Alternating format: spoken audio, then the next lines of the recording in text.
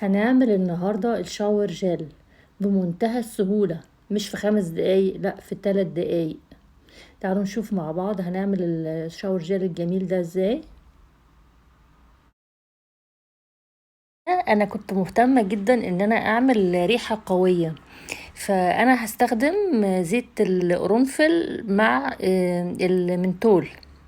بس في نقطة، يعني أنا المفروض إن أنا عايزة العطر يبقى مائي، فأخدت بالظبط 3 جرام من زيت القرنفل، وكملت الباقي 10 جرام، يعني حوالي 7 جرام بالمونوبروبولين جلايكول علشان أقلبه مائي. وبعدين بعد كده نزلت بيهم فوق المنتول، كريستالات المنتول، وكنت واخده بالظبط 2 جرام، وقلبت شويه كده وسبتهم يدوبوا مع بعض يعني براحتهم.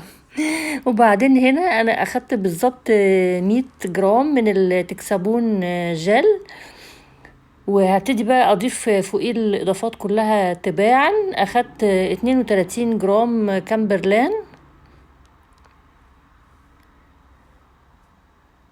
وهنزل فوقيهم كمان بالكوكو بتاعين. على فكرة الكامبرلان والكوكو بتاعين من مشتقات زيت جوز الهند. انا بقولش انهم طبيعي، بس بقول انهم معمولين من مشتقات زيت جوز الهند. وهنزل بعد كده ب20 جرام كوكو بتاعين،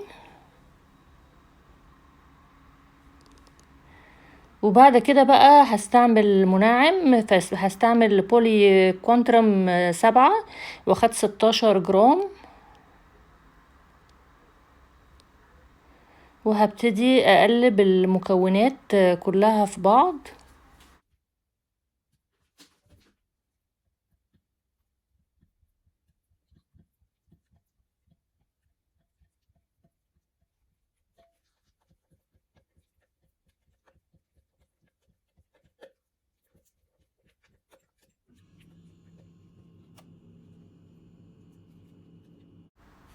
دلوقتي انا عايزة اضيف 800 جرام من المية المقطرة فوق الخليط اللي هو اللي انا عاملاه ده، اللي هو التكسابون مع الكوكو بتاعين مع الكامبرلان مع البولي كوانترم 7.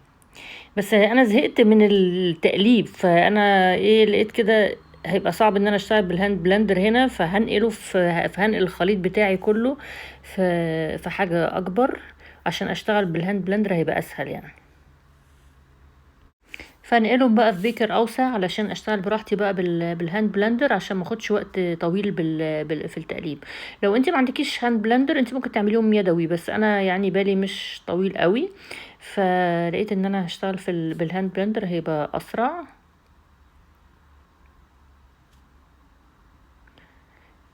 مع ان الهاند بلندر هتشوفه دلوقتي بيعمل فوم جامد قوي وبس بعد كده لما بتسيبي الخليط يرتاح الجل، بتلاقي اللون بقى ظهر اكتر، والفوم ده راح وكده، والجل بتاعك باين يعني.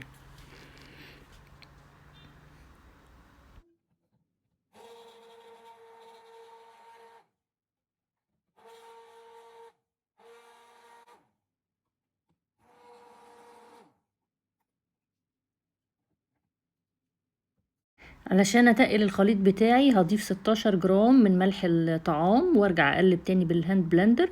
هتلاقي بقى في ساعتها الخليط بتاعك بقى غليظ شوية.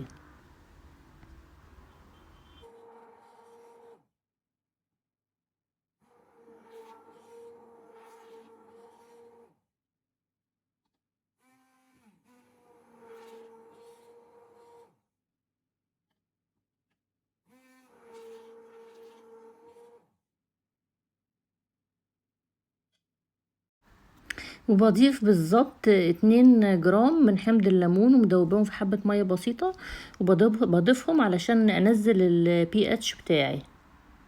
طبعا عشان التكسبون بيبقى البي اتش عالي شوية، والملح كمان وكده، فالاتنين حمض الليمون دول بيظبطوا الموضوع تماما يعني.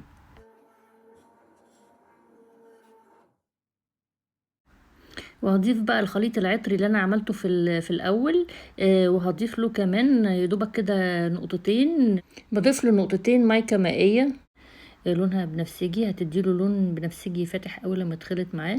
وعلى فكره نسيت اقول لكم ان انا العطر اللي انا استخدمته اللي هو القرنفل ده، ده عطر صناعي مش طبيعي، انا جايباه من نيرول، شركه اسمها كامينا. ده عطر غذائي،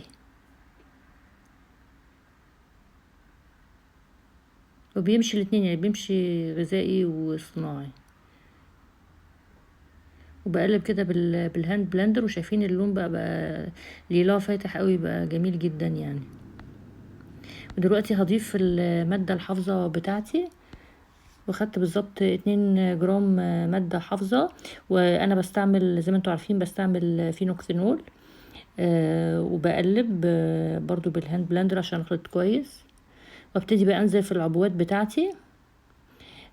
بس طبعا هي عامل فوم جامد قوي، علشان انا اشتغلت بالهاند بلندر، ما كانش عندي طولة بال ان انا افضل اقلب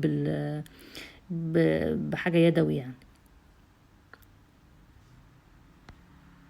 العبوة دي اللي انا بعبي فيها دي انا جايباها من ايكيا. دي ميزتها انها ازاز، فلما الحاجة اللي جواها بتخلص بملاها تاني، ده انا عاملاها للبيت. وفي عبوات تانية، دي بقى اللي ايه بديها هدايا لاصحابي وقرايبي وكده. هتشوفوها دلوقتي. دي العبوة التانية اللي هي الديسبوزبل، وهاخد منها حاجة بسيطة كده فوق شوية مية، وادوبهم عشان عايزة اقيس البي اتش قدامكم عشان اطمنكم. هنقيس البي اتش دلوقتي مع بعض. المفروض البي اتش في الشاور جel بيبقى 5.5. شايفين اهي بالظبط 5.5. وهنستنى كمان شوية عشان نتأكد ان الورقة ما غيرتش لون. بعد شوية نفس الورقة الحمد لله ما غيرتش لون. دي العبوة الديسبوزبل بديسبنسر كده. برضو التانية اللي جايباها من ايكيا اللي جنبيها دي برضو بديسبنسر.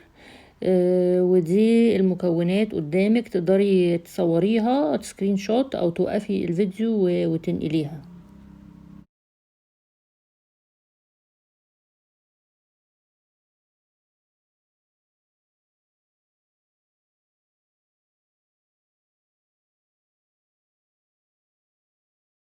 ولو عجبك الفيديو ما تنسيش تعملي لايك وتسيبيلي كومنت، واشوفك ان شاء الله في فيديو جديد.